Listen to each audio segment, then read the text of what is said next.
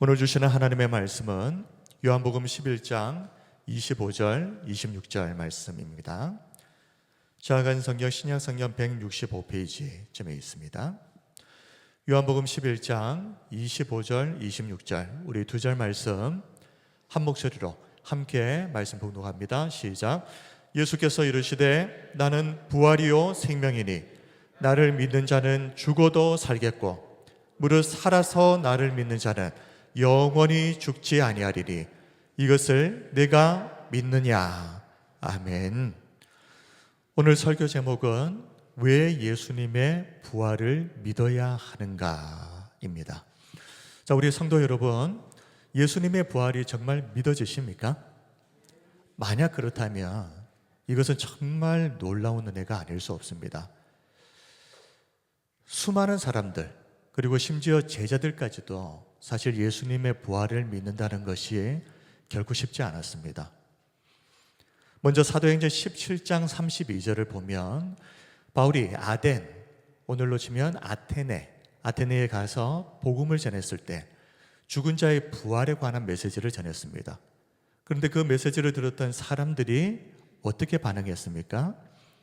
그들이 죽은 자의 부활을 듣고 어떤 사람은 조롱도 하고,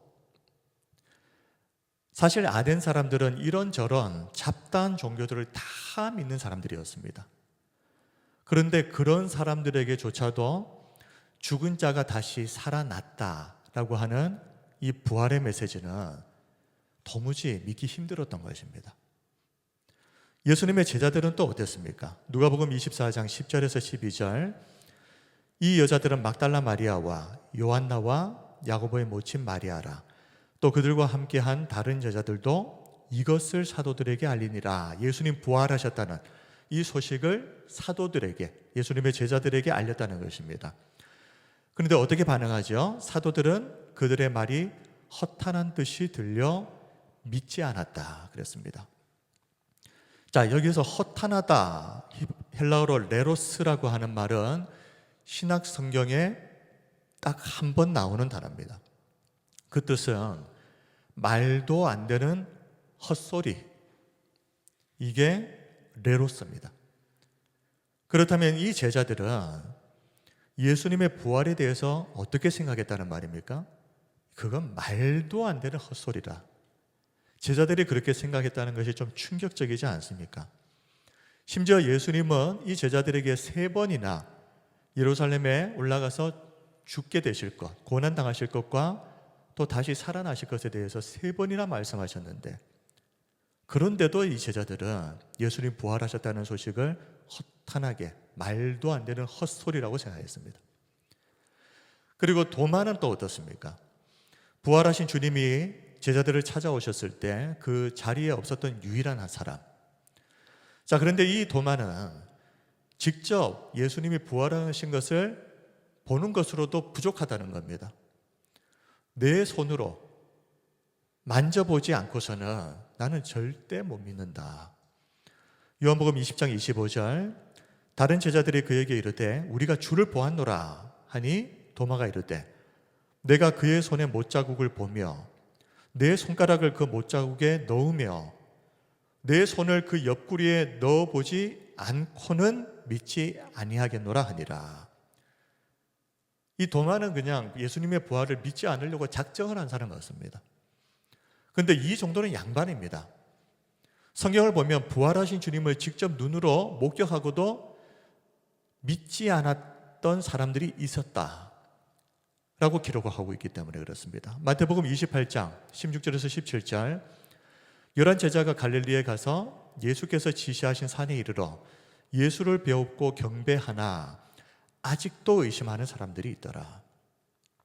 지금 눈앞에는 부활하신 예수님이 계십니다. 그런데 그 부활하신 예수님을 보면서도 정말 예수님이 부활하신 것이 맞나 의심하는 사람들이 있었다. 그런데 여기서 의심이라고 하는 것은 헬라어로 에디스타산, 이 말은 단순히 의심했다라는 말이라기보다는 사실 망설이다, 주저하다라는 뜻입니다. 같은 단어가 마태복음 14장 31절에 베드로가 무리를 걸었던 그 사건에도 똑같이 이 단어가 나오거든요. 그때도 베드로는 의심했다는 것이 나는 절대 못 믿겠다 이게 아니라 그 마음속에 망설이고 주저하는 마음이 있었다.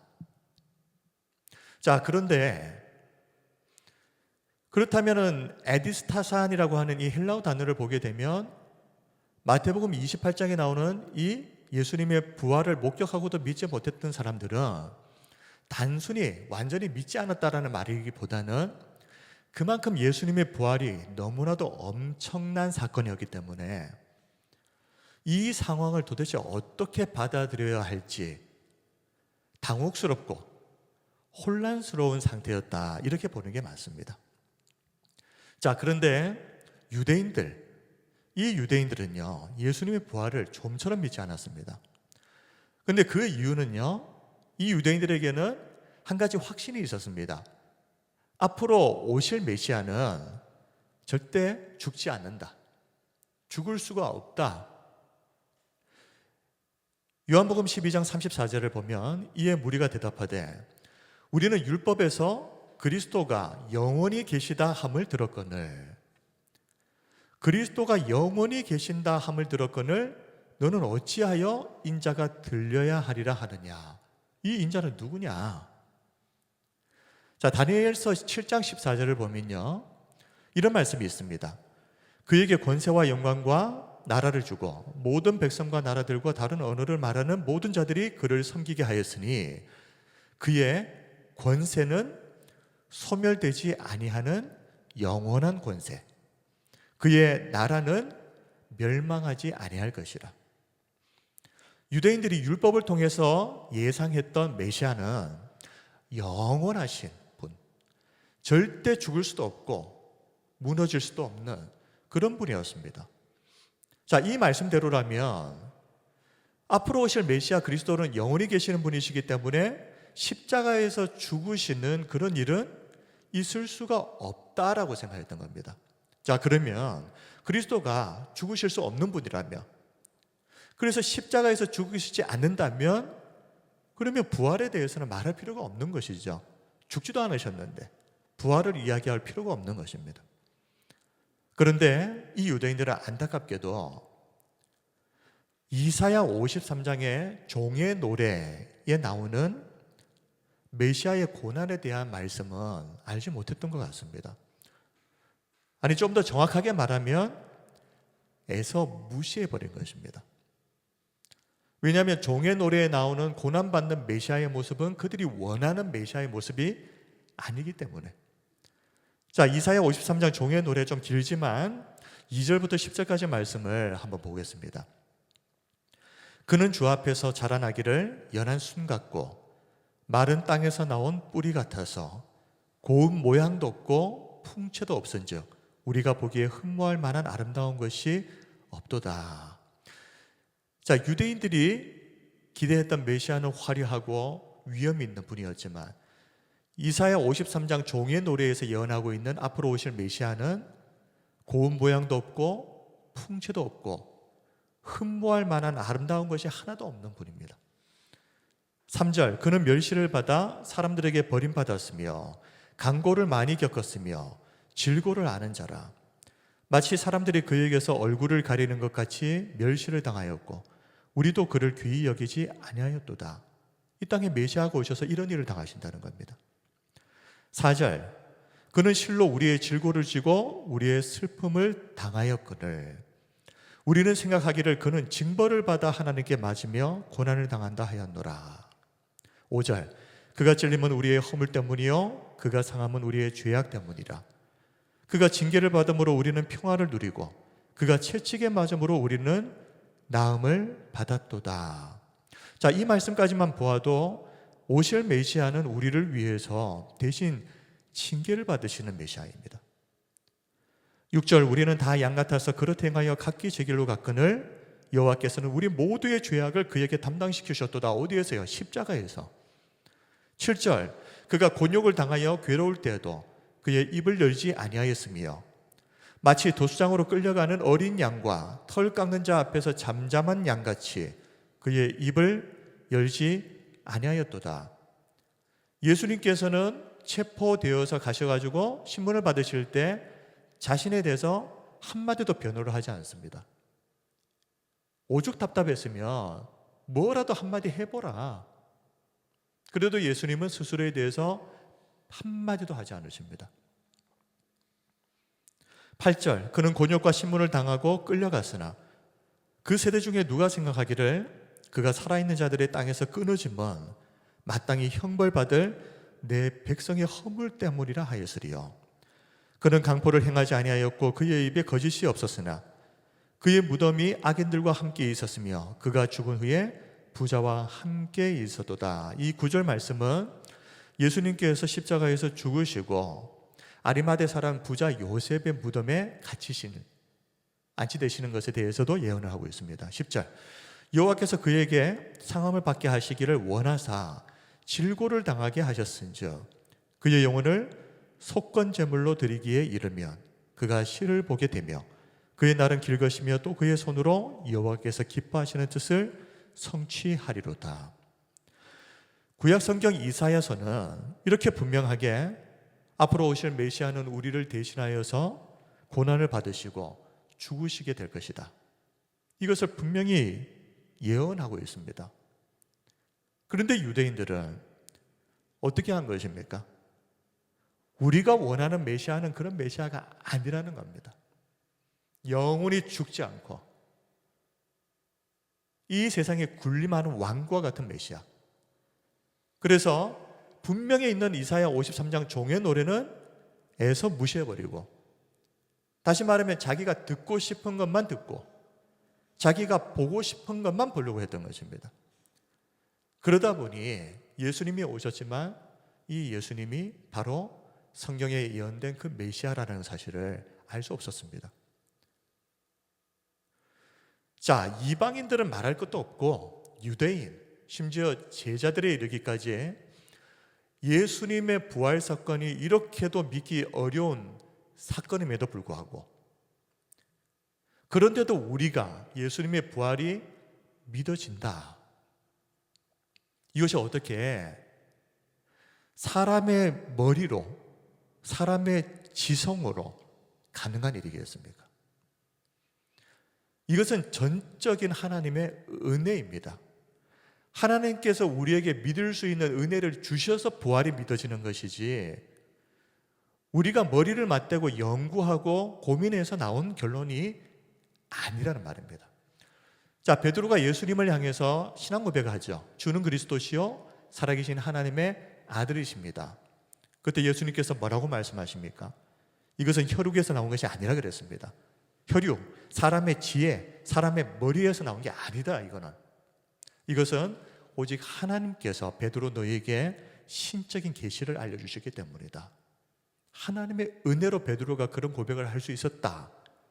마찬가지로 지금 우리에게 예수님의 부활이 믿어진다면 이것은 하나님께서 그것을 믿을 수 있는 은혜를 주셨기 때문인 것을 믿으시기를 바랍니다.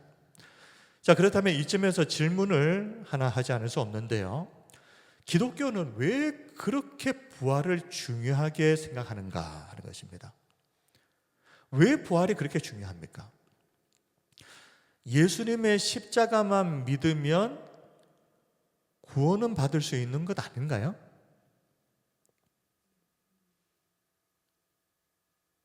그런데 이것이 기독교 신앙에 대한 대표적인 오해입니다. 분명히 말하지만 부활을 믿지 않으면 구원도 없습니다. 로마서 10장 9절입니다. 자, 우리 9절 말씀을 같이 한번 읽읍시다. 시작. 내가 만일 내 입으로 예수를 주로 시인하며 또 하나님께서 그를 죽은 자 가운데서 살리신 것을 내 마음에 믿으면 구원을 받으리라. 분명히 말씀하고 있지 않습니까? 구원은 어떻게 받을 수 있습니까? 예수님을 주로 시인하는 것만으로는 부족합니다. 시인하며 또 하나님께서 예수님을 죽은 자 가운데에서 살리신 이 예수님의 부활을 믿어야만 어떻게 해요? 구원을 받을 수 있습니다. 자, 예수님의 십자가는 믿는데 나는 부활은 못 믿겠다. 그렇다면 그것은 애초부터 제대로 된 믿음도 아니고 제대로 된 믿음이 아니기 때문에 구원도 있을 수가 없습니다. 엄밀하게 말해서 너무 당연한 건 아니겠습니까? 예수님의 십자가를 믿는다. 예수님이 십자가에서 죽으셨다는 것을 믿는다. 그게 무슨 믿음이 필요합니까? 예수님이 아니라 다른 사람들도 십자가에 달리면 다 죽습니다. 그건 믿음이 필요한 것이 아닙니다.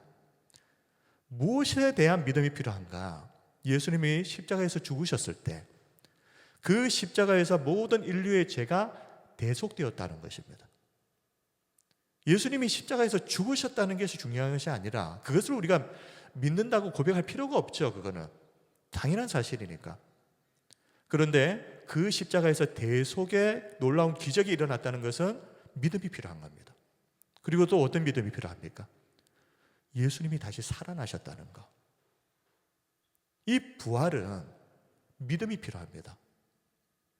그러므로 믿음이 있어야 구원을 받는데 단순히 우리가 예수님이 십자가에서 죽으셨다, 그걸 누가 못 믿겠습니까? 구원을 주는 믿음은 그 십자가상에서 어떤 일이 이루어졌는지, 그리고 예수님께서 부활하셨다는 이 사실을 믿는 믿음을 통해서 우리에게 구원이 주어지는 것입니다. 여러 번 강조하지만 믿으려면 성경에 기록된 모든 말씀을 다 믿든지, 그게 아니라면 아예 믿지를 마십시오. 일부만 믿는 것은 믿는 것이 아니기 때문에 그렇습니다. 찰스 스펄전의 말을 여러 번 말씀드리지만 하나님을 완전히 믿든지 아니면 믿지 말라고 권하고 싶다. 하나님이 쓰신 이 책을 토시 하나까지 다 믿든지 아니면 전부 다 믿지 말라. 부분만 믿는 것은 있을 수 없다. 스펄전이 이렇게 말한 것은 일부를 믿는 것은 믿는 게 아니기 때문에 그렇습니다. 믿으려면 다 믿든지 아니면 믿지 말든지 둘 중에 하나가 있을 뿐입니다. 자, 지금까지 부활을 믿지 못하는 믿음은 제대로 된 믿음이 아니다. 이런 믿음을 가지고 구원을 못 받는다라고 말씀을 드렸는데요. 자, 믿음의 조상 누군가요? 아브라함이죠. 아브라함이 하나님께 어떻게 그 믿음을 인정받았겠습니까? 하나님께서 아브라함의 어떤 모습을 보고 아브라함의 믿음을 인정해 주셨을까요? 그에게 부활에 대한 믿음이 있었기 때문입니다. 자, 첫 번째로 아브라함이 보여준 부활의 믿음은 100세가 되었습니다. 사람이 나이가 100세가 되면 자신의 몸은 이제 더 이상 자녀를 생산할 수 없는 죽은 몸과 같은 상태입니다. 근데 아브라함에게 부활의 믿음이 있었습니다.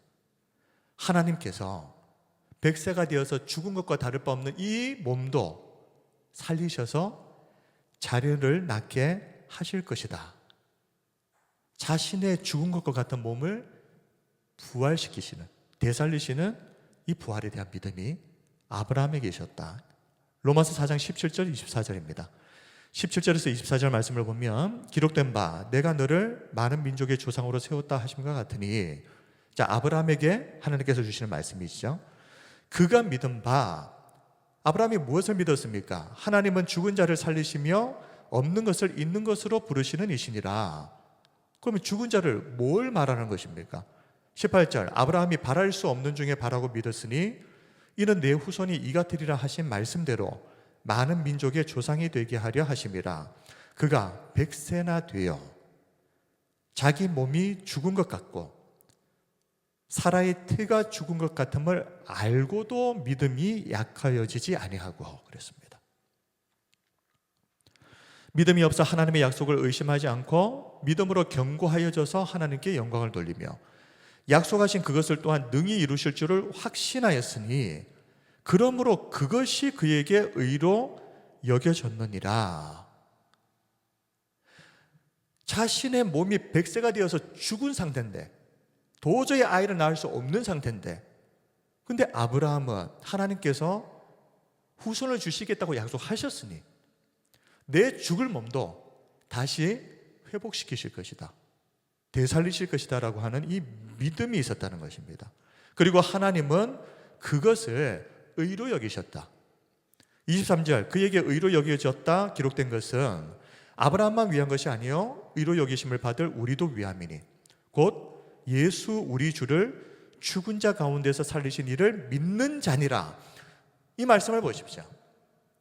아브라함은 부활의 믿음이 있었기 때문에 하나님으로부터 믿음의 사람이라고 인정을 받았습니다. 그것을 의로 여기셨다 그랬습니다. 그런데 아브라함만이 아닙니다. 오늘날 예수 우리 주를 죽은 자 가운데서 살리신 이를 믿는 것, 하나님이 예수님이 십자가에서 죽으셨어도 다시 살리신다는 것을 믿는 자들에게도 아브라함에게 주셨던 의를 인정해 주셨던 똑같은 은혜가 그 사람에게도 임한다고 약속해 주시는 것입니다. 자, 두 번째로 아브라함이 보여준 부활의 믿음이 또 있습니다. 100세에 낳은 아들 이삭을 바치라는 하나님의 말씀에 아브라함이 순종하죠. 그런데 아브라함이 그 말씀에 어떻게 순종할 수 있었겠습니까? 아브라함에게 부활의 믿음이 있었기 때문입니다. 여기서 부활의 믿음은 내가 내 아들 이삭을 번제로 불태워서 제가 되어버려도 하나님께서 이 죽은 이삭을 다시 살리실 것을 대한 부활의 믿음, 이 믿음이 아브라함에게 있었다는 말입니다. 히브리서 11장 17절에서 19절, 아브라함은 시험을 받을 때에 믿음으로 이삭을 드렸으니, 자, 이 믿음이 어떤 믿음입니까? 그는 약속들을 받은 자로 돼 그 외아들을 드렸느니라. 하나밖에 없는 아들, 그것도 100세에 낳은 아들. 18절, 그에게 이미 말씀하시기를 내 자손이라 칭할 자는 이삭으로 말미암으리라 하셨으니, 자, 아브라함이 이 말씀을 붙든 것입니다. 다른 자손이 아닙니다. 이삭을 통해서 후손을 주시겠다는 약속. 이삭을 통해서 태어난 그의 자녀들이 민족을 이루게 될 것이다. 하늘의 별처럼 바다의 모래처럼 많아지게 될 것이다. 누구를 통해서요? 이삭을 통해서. 그래서 아브라함은 믿었던 것입니다. 19절, 그가 하나님이 능히 이삭을 죽은 자 가운데에서 다시 살리실 줄로 생각한지라. 비유컨대 그를 죽은 자 가운데서 도로 받은 것이니라. 아브라함은 100세나 된 자신의 죽은 몸이 다시 살아날 것도 믿었고요. 그리고 아들 이삭을 불에 태워서 그냥 재가 되어버려도 이 죽은 아들을 다시 하나님이 부활시키실 것에 대해서도 아브라함이 믿었다는 말입니다. 그렇다면 아브라함은 어떻게 하나님께 그 믿음을 인정받을 수 있었습니까? 부활의 믿음입니다. 우리가 아브라함을 통해서 알 수 있는 것처럼 성경에서 말하는 이 믿음이라고 하는 것은 그저 단순하게 예수님의 십자가만을 믿는 것이 아닙니다. 아브라함처럼 예수님이 다시 부활하신 것도 반드시 믿어야만 이것이 성경에서 말하는 제대로 된 믿음이라는 것을 믿으시기 바랍니다. 자, 한번 생각해 보십시오. 만약 예수님께서 십자가에 죽으시긴 죽으셨는데 그게 끝이다. 죽고 끝나버렸다. 그러면 어떤 일이 벌어지겠습니까? 심각한 문제가 발생하죠. 아니, 예수님께서 십자가에서 죽으시면서 우리의 모든 죄를 다 해결하셨다 그러면 그건 된 거 아니냐? 그게 아닌 겁니다. 만약 십자가의 죽음으로 끝나버렸다면 예수님께서 십자가를 통해서 우리의 죄의 모든 문제들을 해결하시고 죄의 권세를 이기셨다 하는 증거가 없는 겁니다. 예수님이 십자가에서 다 이루었다, 모든 문제들을 다 해결했다 선언하셨을 때 그 선언이 최종적으로 확정되고 증명되는 때가 언제냐 하면 예수님이 부활하셨을 때입니다. 예수님의 부활이 무엇을 보여주는 것입니까? 논리적으로 생각해 보면, 자, 죄의 결과는 죽음입니다. 죄의 삭은 사망이요. 그리고 아담과 하와가 죄를 지음으로 말미암아 죽게 되었으니까 선악과를 먹지 말라고 하셨을 때도 먹으면 반드시 죽는다. 죄의 결과는 사망, 죽음입니다. 예수님께서 십자가에서 우리를 위해 대신 죽으실 뿐만 아니라 사흘 만에 무덤에서 다시 살아나셨기 때문에 무엇이 증명된 것입니까? 죄로 인해서 필연적으로 우리에게 오게 되는 죄의 결과인 죽음을 예수님이 이기셨다. 죽음의 권세를 이겼다는 말은 죄의 문제가 정말 해결이 됐다라는 말입니다. 왜냐하면 죽음은 죄의 결과이니까. 근데 예수님께서 십자가에서 죽으시긴 죽으셨는데 부활하지는 않으셨다. 그렇다면 예수님이 정말 십자가에서 우리의 죄의 문제를 다 해결하셨는지 증명할 방법이 없는 겁니다. 예수님도 죽으셨는데요. 그 죽음이 뭐라고요? 죄의 결과라고. 그러므로 우리가 성경에 기록된 예수님의 부활 사건은 예수님의 십자가상에서의 이 선언, 내가 다 이루었다는 이 선언이 정말 사실이었다는 것을 증명하는 가장 중요한 사건이 바로 이 부활이라 하는 것입니다. 근데 참으로 신비스러운 것은 우리가 믿을 때 신비롭게도 십자가에서 죽으시고 무덤에서 부활하신 분은 예수님이신데 예수님의 십자가가 내 십자가가 되고 예수님의 부활이 내 부활이 된다는 것입니다. 언제요? 믿을 때. 고린도전서 15장 20절에서 22절은 이 영적인 원리에 대해서 이렇게 설명합니다. 그러나 이제 그리스도께서 죽은 자 가운데에서 다시 살아나사 잠자는 자들의 첫 열매가 되셨도다. 먼저 이 말씀을 보시면, 자, 예수님께서 부활하심으로 잠자는 자들의 첫 열매가 되셨다. 부활의 첫 열매가 되셨다는 것은 무엇을 말하는 것입니까? 보라는 것입니다. 내가 지금 부활했지 않느냐? 부활은 있다는 겁니다. 예수님이 부활이 있다는 것을 증명하시고, 그리고 그 이후에 예수님을 믿는 자들에게도 너희들이 똑똑히 목격한 그대로 이 부활이 너희의 부활이 될 것이다. 부활이 전자다라는 것을 예수님이 부활을 통해서 증명을 해주신 것입니다. 21절 22절 사망이 한 사람으로 말미암았으니 죽은 자의 부활도 한 사람으로 말미암는도다. 아담 안에서 모든 사람이 죽은 것 같이 그리스도 안에서 모든 사람이 삶을 얻으리라. 자, 이 두 번째 말씀은 예수님의 부활이 어떻게 나의 부활로 이어질 수 있는가, 이 영적인 원리를 설명하고 있습니다. 이 세상에 죄가 어떻게 들어오게 됐습니까? 아담을 통해서 한 사람 아담을 통해서 이 세상에 죄가 들어왔습니다. 그 결과 아담 안에서 모든 사람이 아담의 그 죄로 말미암아 죽은 자가 되었다라고 말합니다. 자, 죄는 아담이 지었는데 어떻게 된 것입니까? 결과는 그의 죄의 영향력이 아담의 모든 후손에게 미쳐버린 겁니다. 우리가 선악과 따먹은 적이 없는데, 근데 아담이 지었던 그 원죄가 그의 후손들에게 다 똑같이 전가되어 버립니다. 한 사람을 통해서 죄가 들어오고 그 죄가 모든 사람에게 미칩니다. 그런데 이와 똑같은 영적인 원리입니다. 두 번째 아담으로 이 땅에 오신 예수님께서 죽으시고 부활하신 이 사건이 어떻게 된 것입니까?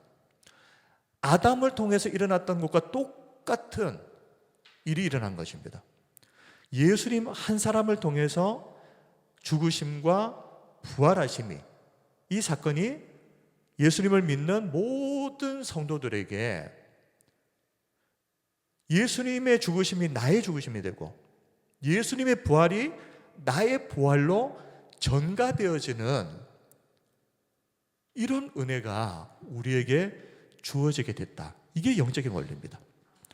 자, 그렇다면 우리가 좀 더 구체적으로 예수님의 부활을 우리가 믿었을 뿐인데 어떻게 예수님의 부활이 나의 부활이 될 수 있는가? 조금 더 구체적으로 들어가 보면 로마서 8장 11절 말씀입니다. 자, 우리 11절 말씀을 같이 한번 읽습니다. 시작. 예수를 죽은 자 가운데서 살리신 이의 영이 너희 안에 거하시면 그리스도 예수를 죽은 자 가운데서 살리신 이가 너희 안에 거하시는 그의 영으로 말미암아 너희 죽을 몸도 살리시리라. 아멘. 자, 여기서 예수를 죽은 자 가운데서 살리신 이가 누굽니까? 하나님이시죠. 그리고 그의 영은 성령님입니다. 자, 예수를 죽은 자 가운데서 살리신 이의 영이 너희 안에 거하신다라는 이 말은 예수님을 우리가 믿음으로 말미암아 우리 안에 하나님의 영, 성령이 내주하게 되셨다는 것입니다. 자, 예수님 믿었는데 무슨 일이 일어났다고요? 성령이 우리 안에 내주하시는 것입니다. 성령이 우리와 함께 하시는 것입니다. 그런데 성령이 우리 안에 거하시게 되면 믿고 성령이 우리 가운데 임하시고 그러면 어떤 일이 일어나는가? 거기에 대해서 말씀하고 있는 겁니다. 너희 안에 거하시는 그의 영으로 말미암아 성령으로 말미암아 너희 죽을 몸도 살리시리라. 우리가 예수님을 믿는 순간 우리 안에 성령이 내주하시게 되고 바로 그 성령으로 말미암아서 하나님께서 성령을 통해서 우리의 죽을 몸을 다시 살리신다. 자, 그러니 성령이 우리의 몸을 다시 살리시는 이 일이 그 처음이 어디로 연결이 되는 겁니까? 우리가 예수님을 믿는 그 믿음을 통해서 성령이 우리 가운데 거하시고 그리고 우리 안에 내주하신 성령이 우리를 다시 살리시고 그러니 예수님을 믿는 그 믿음이 성령을 통한 부활의 사역까지 이어져 버리는 겁니다. 성령을 통해서 우리의 육체의 부활까지 보장받는다. 이 말씀을 통해 우리는 어떻게 예수님의 부활이 믿음을 통해서 나의 부활로 이어질 수 있는가 하는 것을 그 영적 원리가 무엇인지를 우리가 살펴보았습니다. 바로 성령의 사역입니다. 자, 그렇다면 이제는 예수님의 부활이 만약에 없다, 우리가 쏘갔다, 그러면 어떤 일이 일어나게 되는가? 5가지를 살펴보려고 하는데요. 고린도전서 15장 13절 14절 그리고 고린도전서 15장 17절에서 19절 말씀을 먼저 한번 보겠습니다. 자, 고린도전서 15장 13절 14절입니다. 만일 죽은 자의 부활이 없으면 그리스도도 다시 살아나지 못하셨으리라.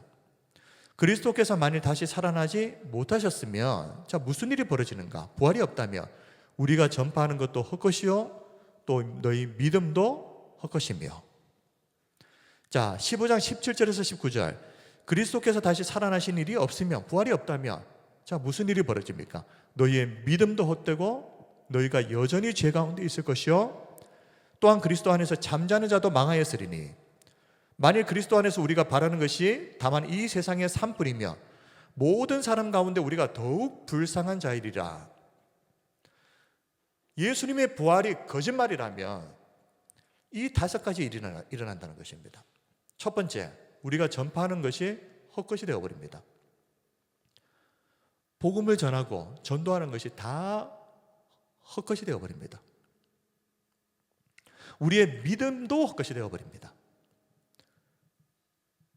그렇지 않겠습니까? 그리스도의 부활이 없으면 이게 무슨 말입니까? 죽고 끝이라는 말입니다. 구원, 영원한 생명을 약속하는 믿음이 의미가 없는 겁니다. 죽고 나서 끝인데 그럼 우리는 뭘 믿는 겁니까? 믿음이 헛것이 되어버립니다. 부활이 없으면 우리는 여전히 죄 가운데 있게 됩니다. 자, 부활이 없으면 믿음이 헛것이 되니까 그러면 죄의 문제는 여전히 해결되지 않은 상태로 그냥 남아있게 됩니다. 예수님의 십자가 대속의 사역이 효력을 가지지 못하게 되어버리죠. 그러니 여전히 죄 가운데 있겠죠, 우리는. 그러므로 예수님의 죽음은 죄의 대속인데 이 대속이 실제로 효력을 가지기 위해서는 하나님께서 그 죽음을, 예수님의 죽음을 내가 받아들였다라고 하는 그 증거가 반드시 필요하고 그 증거가 바로 부활인 것입니다. 부활은 하나님께서 그리스도의 죽음을 의롭다 하시고 완전히 받아들이셨다는 공적 선언입니다. 그리고 네 번째로 부활이 없으면 그리스도 안에서 잠자는 자도 망한다. 큰일 나는 것이죠. 예수님을 믿고 죽은 사람들 어떻게 되겠습니까? 부활이 없다면 이미 죽은 자들도 부활의 소망 없이 영원히 그대로 그냥 끝나버리는 것입니다. 부활이 있을 것이다 믿고 죽었는데 없어요. 그게 끝입니다. 그리고 마지막으로 부활이 없으면 우리는 세상에서 가장 불쌍한 사람이 되어버립니다. 부활은 영원한 생명에 대한 약속인데, 소망인데 만약 부활이 없으면 우리 예수 믿는 사람들은 이 세상을 살면서 예수님 믿는다고 고생은 고생대로 하고 죽고 나니 아무것도 없고 이 땅에서 우리의 모든 수고, 좁은 길을 걸었던 그 모든 과정들이 헛수가 되어버립니다. 차라리 부활이 없다면 이 세상에서 살 동안이라도 마음껏 누리면서 살아야죠. 우리가 부활을 믿고 영원한 하나님의 약속, 그 하나님의 나라를 바라보면서 이 땅에서 수고하고 좁은 길을 마다하지 않고 걷고 있는데 부활이 없다. 그러면 세상에서 가장 불쌍한 사람이 예수 믿는 사람입니다. 그러므로 부활은 그리스도인에게 있어도 그만, 없어도 그만인 그런 사건이 될 수가 없는 겁니다. 우리의 신앙의 근간입니다. 너무나도 중요한 문제입니다. 우리의 믿음의 선조들은 부활 신앙이 이렇게 중요하다는 것을 알았기 때문에 기독교 신앙의 핵심을 요약하면서 이 핵심에 부활 신앙을 포함을 시켰는데 그게 무엇이겠습니까? 사도신경입니다. 우리가 예배를 시작하면서 사도신경으로 우리의 신앙을 고백했지 않습니까? 이 사도신경은 초대교회가 이 사도적인 가르침을 요약해서 정리를 한 신학문입니다. 교회가 수세기 동안 목숨을 걸고 지켜온 신앙의 기초 그리고 요약된 복음이 사도신경이라고 볼 수 있는데요. 자, 사도신경을 아포슬 크리드라고 부릅니다. 자, 라틴어 원문은 이게 크리드라고 하는 말로 시작을 하는데요. 이 라틴어 크레도라고 하는 말은 나는 믿는다라는 말입니다. 크레도, 나는 믿습니다. 자, 이 라틴어에서 크리드가 나왔는데 이 크리드가 사도신경에서 신경할 때 이 신경이 크리드입니다. 자, 나는 믿는다라고 하는 이 크레도, 이 라틴어는 무슨 말이냐? 두 단어의 합성어인데 번역하면 나는 내 심장을 드립니다. 내 마음을 드립니다. 라는 뜻을 가지고 있습니다. 그러니 크레도인 데움, 나는 하나님을 믿습니다. 라고 라틴어로 말하면 나는 하나님을 믿는 이 믿음에, 이 고백에 내 생명을 내가 바칠 수 있습니다. 이 말입니다. 그냥 믿는다는 말이 아닌 것이죠. 그러므로 우리가 사도신경을 고백하면서 나는 믿습니다. 믿습니다.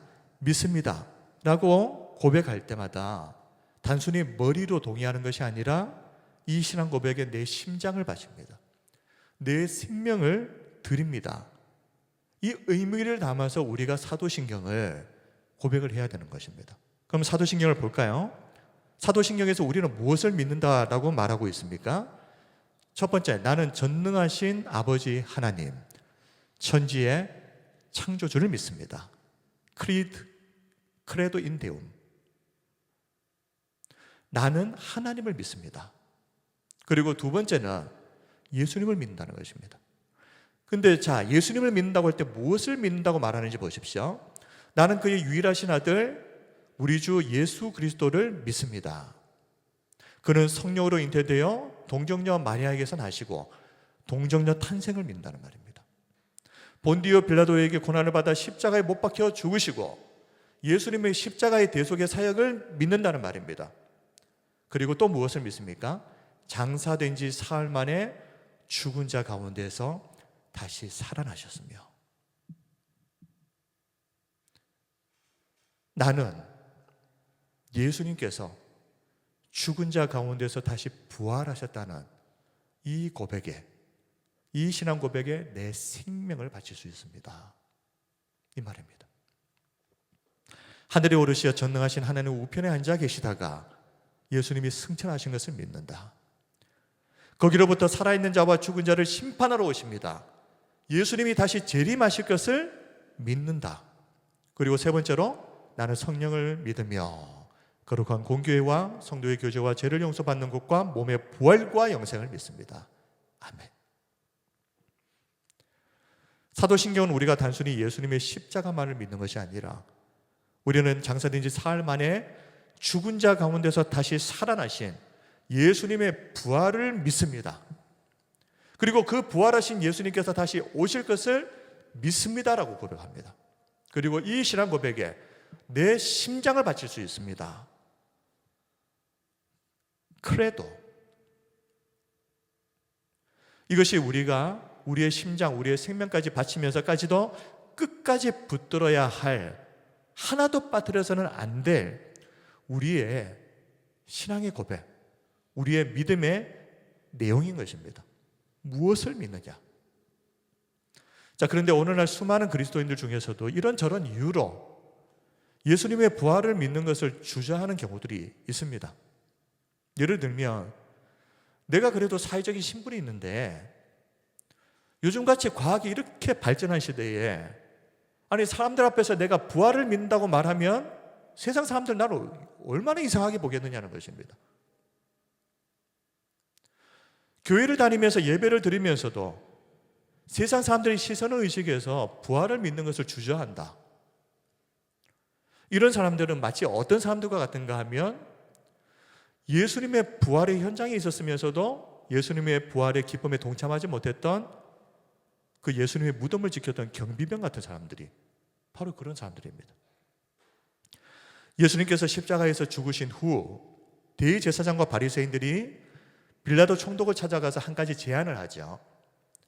자, 예수라는 사람이 평소에 내가 사흘 후에 다시 살아나리라 말한 것을 우리가 들었는데 혹시 이 예수의 제자들이 밤중에 몰래 들어와서 예수의 시체를 도둑질하고 그러고 나서 예수가 부활했다라고 거짓 소문을 퍼뜨릴지도 모르니까 우리가 사전에 좀 대비를 해야 되지 않겠습니까? 그래서 빌라도 총독이 경비병들을 보내서 예수님의 무덤을 무거운 돌로 임봉하게 하고 밤새도록 그 무덤을 지키게 합니다. 그런데 이런 일 때문에 경비병들은 뜻하지 않게 예수님의 무덤을 밤새도록 지키다가 예수님의 부활을 가장 먼저 목격하고 그리고 그 부활의 현장에서 가장 먼저 예수님의 부활을 목격했던 특별한 은혜를 입은 사람들이 되지 않습니까? 그런데 안타깝게도 이들은 부활의 기쁨에 동참하지를 못합니다. 예수님이 부활하셨던 제자들이 훔쳐갔던 그거와는 상관없이 지금 당장 중요한 건 뭡니까? 이 경비병들에게는 예수님이 이제 시신이 없어졌다는 겁니다. 일단은 어떻게 됐든 간에 그러면 시신이 없어진 것에 대한 모든 책임을 이 경비병들이 져야 되는 겁니다. 그거 생각하니까요 예수님이 부활하셨는데 기뻐할 수가 없는 거예요. 근데 그때 대제사장과 장로들이 이 경비병들에게 돈을 몇 푼 쥐어주면서 예수의 제자들이 밤중에 몰려와서 그 시신을 도둑질해 갔다라고 거짓 증언을 해라. 결국 경비병들은 이 시신이 없어진 것에 대한 면피를 하기 위해서 그리고 돈 몇 푼 때문에 그들이 목격한 부활을 거짓 증언하는 사람이 되어버립니다. 예수님의 부활을 눈앞에서 목격해 놓고도 이런저런 이유로 예수님의 부활을 믿기를 거부해버리는 그리고 세상 사람들에게도 예수님은 부활하시지 않았다. 제자들이 시신을 도둑질한 것이다. 거짓 증언을 퍼뜨리는 당사자가 되어버립니다. 오늘날 우리가 살아가는 이 세상에는 그런 그리스도인은 없겠습니까? 세상 가운데서 사람들을 만나면서 이런저런 이유를 들어서 자신이 부활을 믿는다는 것을 시인하지도 못하고 그리고 세상이 어느 때인데 죽은 자가 어떻게 살아나? 예수님이 십자가에서 죽으신 것은 사람들이 십자가에 달리면 다 죽으니까 그거야 내 인정하겠다. 그런데 죽은 자가 살아났다는 거 이거는 너무 나간 거 아니냐? 이러는 그리스도인들 정말 교회 안에 없겠습니까? 있습니다. 아마 그런 사람들은 부활의 아침을 맞아서 말씀을 드리며 이 예배하는 이 부활절을 지키는 이 하루가 정말 곤혹스러울 것입니다. 그 이전까지는 그래도 난 예수님 믿어 그러면서 편안하게 신앙생활 잘 해왔는데 부담 없이 근데 갑자기 말씀을 통해서 예수님 부활한 것을 믿지 못하면 구원 못 받는다 그러니 얼마나 부담스럽겠습니까? 그러나 사실입니다. 말씀을 정리하겠습니다. 오늘은 부활주의를 맞아서 우리가 왜 예수님의 부활을 믿어야 하는가라는 주제로 말씀을 전했습니다. 우리의 믿음이라고 하는 것은 단순히 예수님의 십자가만 믿는 것이 아닙니다. 우리의 믿음은 예수님의 부활, 그리고 승천, 그리고 재림, 성경에 기록된 모든 것을 믿을 때 비로소 우리는 그것을 믿는다라고 말하는 것입니다. 이 자리에 있는 우리 모두가 십자가를 넘어서 부활의 영광과 기쁨에 동참하는 이 은혜를 누리는 우리 성도님들이 다 되시기를 바랍니다. 그리고 이번 부활주일은 개인적으로 저에게는 참 어느 때보다도 특별한 의미가 있는 부활절입니다. 몇 달 전에 아버지 장례식을 치르지 않았습니까? 제가 세상에서 가장 사랑했던 분, 가장 존경했던 분. 그런데 장례식을 치르면서 가장 큰 위로와 힘이 되었던 것은 이 부활의 소망이었습니다. 이 세상에서의 삶의 끝이라면, 죽고 끝이라면 다시는 보지 못할 아버지를 생각하면서 어떻게 그 슬픔을 제가 견뎌낼 수 있었겠습니까? 그러나 잠깐 이 세상에서의 삶을 마치면 영원한 하나님의 나라에서 다시 만난다. 이 소망이 있다는 것이 얼마나 큰 위로와 힘이 되었는지 모릅니다. 그래서 오늘 부활절을 맞이해서 이 부활절이 저에게는 개인적으로 너무나도 특별한 의미가 있다고 고백을 하는 것입니다. 오늘도 참 사는 것 얼마나 힘듭니까? 얼마나 어렵습니까? 그러나 우리 안에 부활의 소망이 있다면 우리는 이 세상을 끝까지 믿음으로 승리하면서 살아가게 될 줄 믿습니다. 우리 마지막으로 고린도전서 15장 55절에서 58절 말씀을 우리 큰 목소리로 말씀을 봉독하고 말씀을 마치겠습니다. 시작. 사망아, 너희의 승리가 어디 있느냐? 사망아, 내가 쏘는 것이 어디 있느냐? 사망이 쏘는 것은 죄요, 죄의 권능은 율법이라.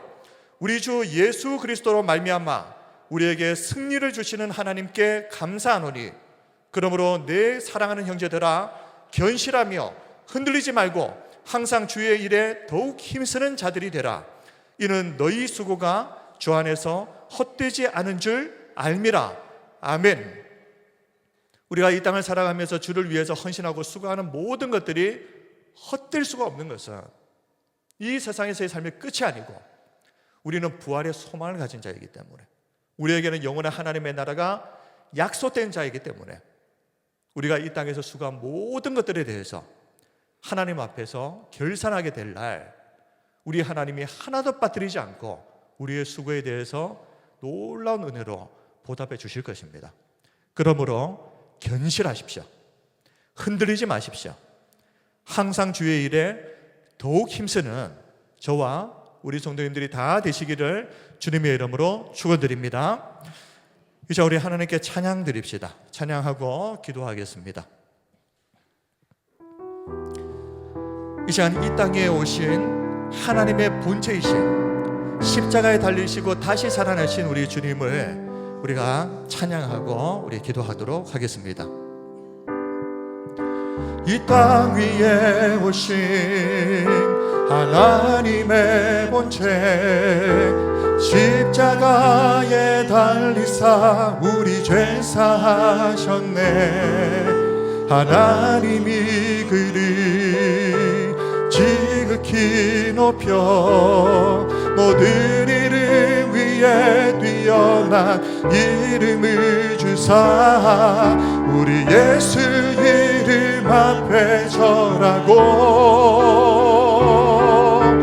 모든 입이 주를 시인해.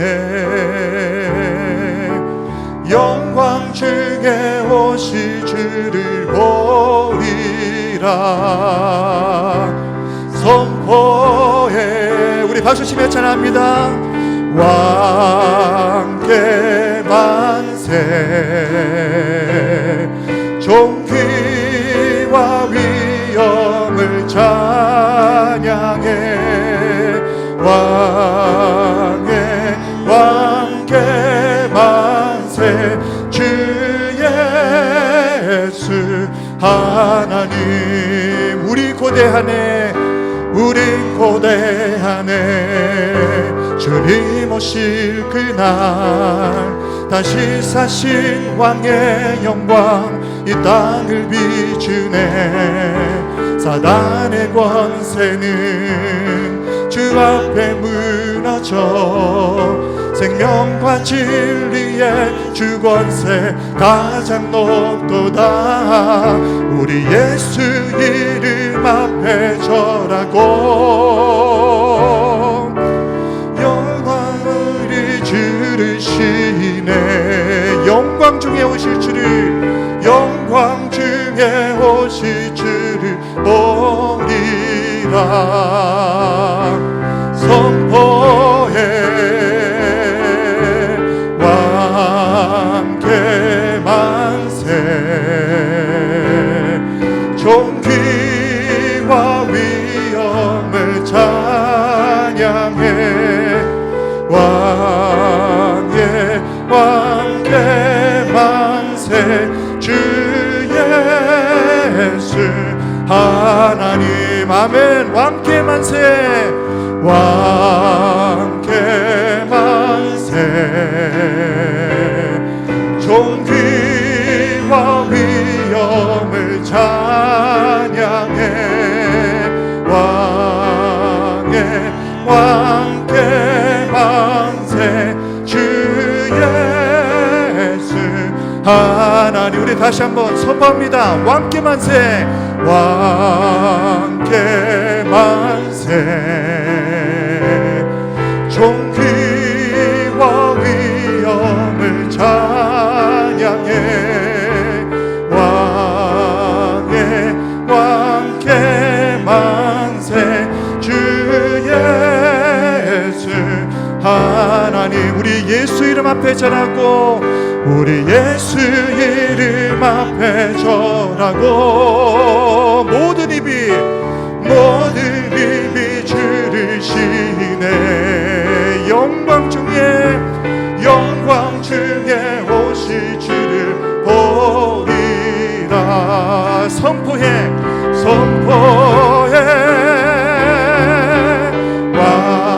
왕께 만세. 존귀와 위엄을 찬양해 왕의 왕께 만세. 주 예수 하나님. 우리 하나님께 손을 높이 듭시다. 왕께 만세, 왕께 만세. 존귀와 위엄을 찬양해 왕의 왕께 만세. 주 예수 하나님.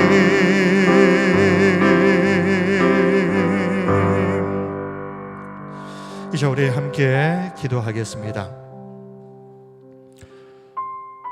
이 영광스러운 부활의 아침을 허락하신 우리 하나님께 감사하면서, 우리가 믿을 때에 예수님의 부활이 나의 부활이 될 것을 믿고 이 땅을 살아가면서 이 부활의 소망을 붙잡고 믿음으로 살아가는 우리 모두가 되게 해 주옵소서. 이 땅을 부활의 소망으로 승리하며 살게 하여 주시옵소서. 우리 가운데 모든 성도들이 부활의 믿음을 가질 수 있도록 하나님 은혜를 베풀어 주시옵소서. 우리 함께 통성으로 기도하겠습니다. 은혜와 사랑이 풍성하신 우리 하나님 아버지, 부활의 소망 가운데에 이 아침을 맞이하게 하시니 감사합니다. 주님은 살아계시고 다시 오실 제 이름의 주님이신 것을 믿고 고백합니다. 이 땅을 살아가는 동안 아무리 힘들고 어려워도, 우리가 믿음의 길을 걸어가는 이 길이 힘들고 어려울지라도 우리에게 주신 부활의 소망을 붙잡고 끝까지 믿음으로 승리하게 하여 주시옵소서. 견실하게 하옵소서. 흔들리지 말게 하옵소서. 항상 주의 일에 더욱 힘쓰는 우리가 될 수 있도록 하나님 우리와 함께하여 주시옵소서. 살아계신 하나님 우리와 함께하여 주시옵소서. 예수님 이름으로 기도드립니다. 아멘.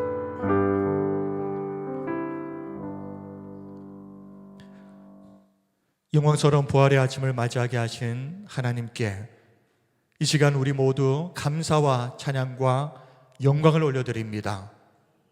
우리가 그 부활을 믿을 때 예수님의 부활이 나의 부활이 될 줄 믿습니다. 우리 성도들 이 부활의 소망 붙잡고 이 땅을 살아가는 동안 견실하게 하옵소서. 흔들리지 말게 하옵소서. 항상 주의 일에 더욱 힘쓰는 우리가 되게 하여 주시옵소서. 그리하여 우리가 주님 앞에 서게 되는 그날 영광스러운 주님과의 만남을 준비하며 살아가는 우리 모든 성도들 되게 하여 주시옵소서. 살아계신 예수님 이름으로 기도드립니다. 아멘.